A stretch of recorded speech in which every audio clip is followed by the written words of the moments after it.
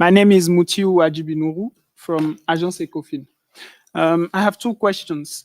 Among other things, the report talks about the benefits of trade for inclusion and higher income for developing countries.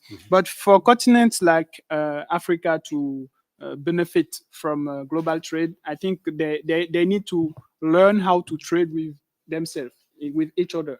But right now, it's not really the case. I think less than 20% of African trade is with other African countries. How does first, did the WTO succeeded in identifying the reasons why intra-African trade is so low, and how does your organization plan to help these countries better integrate commercially? Yeah, thank you very much. You're all asking very comprehensive and very interesting questions.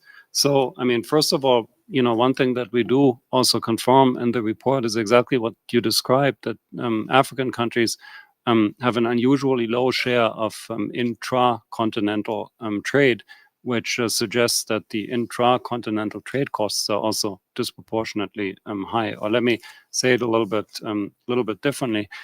There's kind of two reasons for that, which also I think intersect with or overlap with some of the things that I already talked about.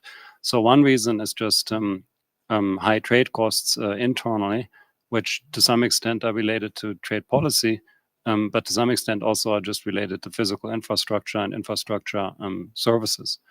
But they're also related to sectoral specialization. Of course, if you're kind of a commodity